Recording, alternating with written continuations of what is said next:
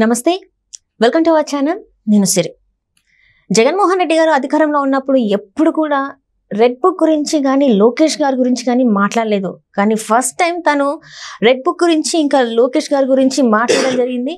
అంటే ఇప్పుడు జగన్మోహన్ రెడ్డి గారు లోకేష్ గారికి భయపడుతున్నట్టేనా? సో ఈ అంశాన్ని మనకి వివరించడానికి మనతో పాటు ఉన్నారు ప్రముఖ సీనియర్ జర్నలిస్ట్ జగదేవ్ గారు.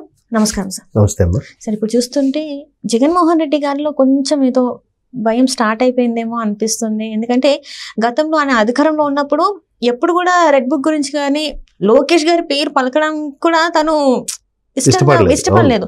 అలాంటిది ఈ రోజు మరి తను మాట్లాడడం అంటే మరి మాట్లాడుతున్నారంటే ఎక్కడో మరి ఆయన భయపడుతున్నట్టే అనుకోవచ్చా? మరి మనం భయపడడం కాదు, కానీ ఇది ఒక కొత్త రకం రాజకీయమేమో అని నేను అనుకుంటున్నాను.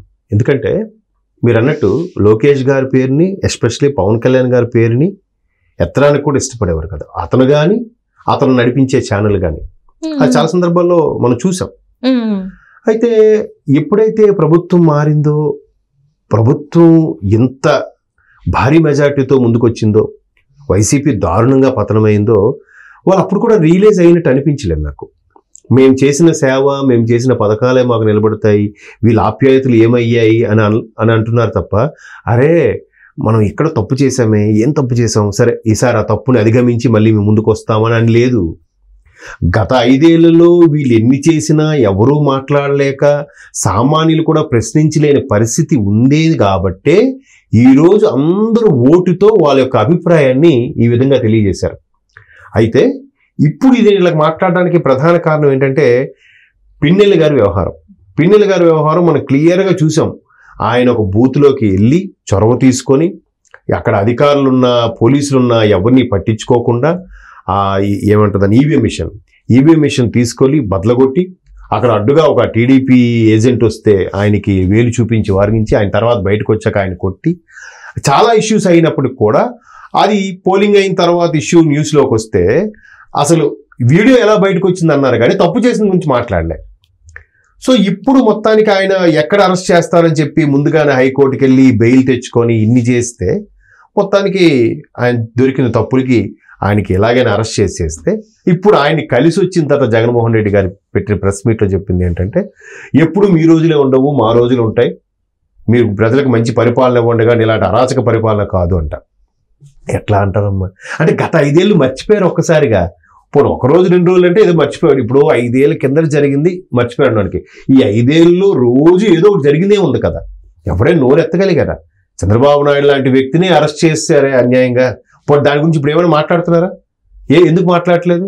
దాని గురించి అరెస్ట్ చేసిన ఆ వ్యక్తి ఏమయ్యాడు? ఆ అరెస్ట్ చేసిన సిఐడి చీఫ్ ఏమయ్యారు? దానికి సంబంధించిన సృష్టించిన ఏవైతే డమ్మీ డాక్యుమెంట్స్ ఏవైతే ఉన్నాయో అవన్నీ ఏమయ్యాయి? వాళ్ళే కదా తగలబెట్టేశారు. అది కూడా మనకు వీడియోలో చూసాం కదా. అవన్నీ వదిలేసి ఇప్పుడు పిన్నెల్లి లాంటి వ్యక్తిని అన్యాయంగా అరెస్ట్ చేశారని మాట్లాడుతున్నారు. ఇప్పుడు మీరు అన్నట్టుగా రెడ్ బుక్ ను బేస్ చేసుకొని ఇవన్నీ చేస్తున్నారు అంటున్నారు. ఇప్పుడు ఎందుకు రెడ్ బుక్? లోకేష్ అనేవాడు ఒక పప్పు కదా. లోకేష్ అనేవాడు వీళ్ళ దృష్టిలో ఒక మనిషే కాదు కదా. ఆయన రెడ్ బుక్ భయపడాల్సిన అవసరం ఏముంది? అంటే మీరు తప్పులు చేస్తుంది అందులో నోట్ చేసి ఉంది కాబట్టి మీరు భయపడుతున్నారు కదా. మీరు ఒప్పుకున్నట్టు కదా. అంతే కదా. ఇప్పుడు పిన్నెల్లి వ్యవహారం కూడా ఏం మాట్లాడుతున్నారు మీరు బాగా గుర్తు చేశారు. ఆ సిఐని ఇంతవరకు సిఐ పిన్నెల్ని చూడలేదు, అయినా సిఐ అరెస్ట్ చేశారు అని చెప్తున్నారు.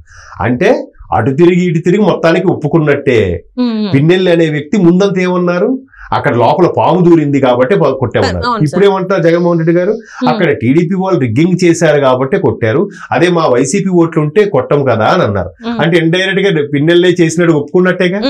అది చూడండి ఆ స్టేట్మెంట్లు. వాళ్ళు ఎంత మేధావిగా ఏదో రాజకీయం చేయాలని మాట్లాడుతున్నట్టు అనిపిస్తుంది, కానీ ఇండైరెక్ట్ గా తేలుకుట్టిన దొంగల్లాగా ఉండిపోయారు. అట్లా దొరికిపోయినట్టే కదా. మొత్తానికి పిన్నెల్లి గారే అది ఈవీఎం తీసి బదలగొట్టినట్టుగా ఒప్పుకున్నట్టేనా? స్వయంగా వాళ్ళ అధినేత జగన్మోహన్ రెడ్డి గారు చెప్పినట్టే అయిందా? వాళ్ళు అసలు అంత సింపుల్ గా ఎవరికి అర్థం కాదు. అంటే పిల్లంట కళ్ళు మూసుకొని పాలు తాగేస్తుందంట, మనం ఎవరు చూడట్లేదు, అట్లా అనుకుంటారా ఏంటి? సో మొత్తం మీద లోకేష్ అనే వ్యక్తి రెడ్ బుక్ ను అంశంగా తీసుకుంటే వాళ్ళకి 4 రోజులు అయిపోవస్తుంది. 4 రోజులు అయిపోయినా కూడా ఏం చేయలేదుగా. పిన్నెల్లి లాంటి వ్యక్తి మరీ విపరీత ధోరణిలో ప్రవర్తించబట్టి అలాంటి వ్యక్తిని అరెస్ట్ చేసినా తప్పులేదు. అలాగైతే మిగతా చాలా మంది ఉన్నారు. ఇంకా స్కాములు ఇవన్నీ వస్తాయి, కంగారు పడకండి. ఇంకా బోల్డ్ తతంగం ఉంది. ఎవరెవరు కలుగులోంచి ఒక్కొక్కటి బయటికి లాగాలి. ఎవరెవరు ఎన్ని స్కాములు చేశారో, ఒక్కొక్క మంత్రి ఎన్ని మాట్లాడారో అవన్నీ బయటకు వస్తాయి. నిజంగా అంత రెడ్ బుక్ కక్ష అనుకుంటే ఫస్ట్ కొడాలి గారినే ఏదో కక్ష సాధింపుగా ఏదో చేయాలి, ఆయన ఏం చేయలేదుగా ఆ లెక్కను చూసుకుంటే. సో మొత్తానికి ఎక్కడ మీరు అన్నట్టు భయం అయితే కనిపిస్తుంది కదా. రెడ్ బుక్ అనే రెడ్ బుక్ అనే వ్యక్తి లోకేష్ని పట్టించుకోవద్దు, ఆడు చిన్న బొడ్డోడు, వాడిని కూడా పట్టించుకుంటాడులే అన్నట్టుగా అన్నారు. ఈవెన్ జగన్మోహన్ రెడ్డి గారు కూడా ఈయన ఎక్కడ మాట్లాడారమ్మా, ఎంతసేపు ఆయన అనుచరులు వాళ్ళ మంత్రులతో మాట్లాడించారుగా, వాళ్ళతో ఉసిగొలిపి మాట్లాడించాడు తప్ప ఈయన మాత్రం అమాయకంగా ఒక చేతులు కొట్టుకొని మైక్ పెట్టి అలా మాట్లాడమే తప్ప. అంటే ఇదో తెలుగులో సామెత కూడా ఉందమ్మా, చుట్టంతో పాము కొట్టి ఇంట్లో దూరిన పాముని కర్రతో కొట్టించాడంట ఇంటికి వచ్చిన చుట్టంతో. అంటే అయితే పాము చచ్చిపోద్ది, లేదా ఇంటికి వచ్చిన చుట్టం చచ్చిపోతాడు తప్ప ఈయనకేం కాదు, ఈయన బానే ఉంటాడు. సో అలాగా ఈయన చుట్టూ ఉన్న మంత్రులు పాపం, మరి ఈయన అధినేతగా ఒక అధ్యక్షుడిగా ముఖ్యమంత్రిగా ఈయన ఆజ్ఞలు జారీ చేస్తే వాళ్ళేం చేయగలరు? సరే మా అధినేత అంటున్నాడు, ఆయన అధినేత దృష్టిలో పడాలి, మాకు పార్టీ పరంగా ఏమైనా బెనిఫిట్స్ ఉంటాయనా తాపత్రయమో స్వార్థంతోనో వాళ్ళేవో కౌంటర్లు, నోటుకు వచ్చినట్టు మాటలు, చంద్రబాబు గారిని, ఆయన భార్యని, కొడుకుని, పిల్లల్ని అందరినీ విమర్శించారు. ఇప్పుడేంచి వీళ్ళ దగ్గరకు వచ్చి ఒక అరెస్ట్ జరిగేసరికి, ఒక అరెస్ట్ అది కూడా ఇప్పుడు పవన్ కళ్యాణ్ గారిని హౌస్ అరెస్ట్ చేశారు, లోకేష్ గారిని ఎక్కడికెక్కడ చంద్రబాబు గారు అరెస్ట్ అయినప్పుడు కూడా ఆపేశారు, ఎంతో మంది కార్యకర్తల్ని దళితులు కూడా చాలా మంది చంపేశారు, లేపేశారు, అంతందు వివేకానంద రెడ్డి గారిని చంపేశారన్న విషయం తెలుసు. బట్ ఎవరు చంపారని ఇంతవరకు క్లారిటీ లేదు. మరి దాని మీద 5 ఏళ్ళు ఏం చర్యలు తీసుకున్నారు? ఇప్పుడు వీళ్ళకి వచ్చేసరికి ఇప్పుడు భయం అనేది కలిగి రెడ్ బుక్, లోకేష్, పవన్ కళ్యాణ్ అనే పేర్లు నోట్ల నుంచి వస్తున్నాయి. ఇన్ని రోజులు ఆ ఛానల్లో పేర్లు కూడా రాలేదు. అంటే మా ముందు మీరంతా జూజూబీ అన్నట్టుగానే బిహేవ్ చేశారు, ఇప్పుడు ఇవన్నీ వస్తున్నాయంటే మీరు అన్నట్టు మేబీ భయమో, లేదంటే నెక్స్ట్ 5 ఏళ్ళలో పార్టీ ఉంటుందా మనుగడలో ఉంటుందో లేదో అని ఒక రకమైన అభద్రతా భావమో అయిండొచ్చు. కాబట్టి పిన్నెల్లి గారు లాంటి అరెస్టులతో మెల్లమెల్లగా అది కూడా జనాల్లో కూడా ఉండాలి కదా, ఏదో ఒక స్టేట్మెంట్ ఇచ్చాము, ఫలానా నాయకుని కలిసాను, నేను ఎవరికి ఏదైనా కూడా నేను కలుస్తున్నాను, మీకు అండగా ఉంటానని చెప్పే ప్రయత్నంలో భాగంగా చేస్తున్నారు. బట్ ఇప్పుడు ఏం చేయాలంటే వీళ్ళు దీని గురించి ఏం పట్టించుకోవట్లేదు. మీరు కూటమి వాళ్ళు కూడా చూస్తే జగన్మోహన్ రెడ్డి గారు ఇచ్చిన స్టేట్మెంట్లకి అక్కడక్కడ మంత్రులు ఎవరో స్టేట్మెంట్ ఇచ్చిస్తున్నారు కానీ మరీ పర్సనల్గా వెళ్ళిపోయి ఏం మాట్లాడలేదు. చంద్రబాబు నాయుడు గారి కోసం అది ఏం పట్టించుకోవట్లేదు. సో అలాగే ఉండాలి. బట్ వీళ్ళు ఏదో మరి ఓడిపోయి ఘోర పరాభవం కాబట్టి తేరుకోలేకపోతున్నారు, తేరుకోలేక ఏవో మాట్లాడుతున్నారు. మాట్లాడండి, చూద్దాం ఏం జరుగుతుంది.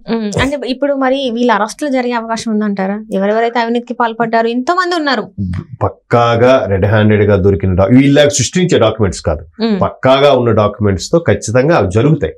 కాకపోతే వీళ్ళు ఎన్నో తప్పులు చేసినా ఒకవేళ చేస్తే వీళ్ళు ఏమంటున్నారు తెలుసా, కక్ష సాధింపు అంటున్నారు. చూడండి, అవును, ఇప్పుడు జగన్మోహన్ రెడ్డి గారు అదే అన్నారు కదా, ఇప్పుడు మీడియా జైల్లో తను మీట్ అయ్యి వచ్చిన తర్వాత మేము ఓటేయలేదని చెప్పేసి మా మీద అక్రమ కేసులు పెడుతున్నారు, మా మీద దాడులకి పాల్పడుతున్నారు అని చెప్పేసి అంటున్నారు కదా.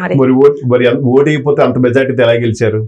ఇప్పుడు గెలిస్తే మాత్రం అక్రమం అంట, 2019లో గెలిస్తే మాత్రం అది న్యాయమా?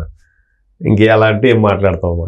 కాబట్టి అట్లా జరుగుతుంటే ఒక్కొక్కడి పక్క ఆధారాలతో జరిగినప్పుడు లా అండ్ ఆర్డర్ అంతా కంట్రోల్కి వచ్చినప్పుడు అన్ని జరుగుతుంటే దాంట్లో కక్ష అంటారు, వాళ్ళు కూడా న్యాయమే గెలుస్తుంది, కడిగిన ముత్యం తిరిగి వస్తావు అని అంటారు.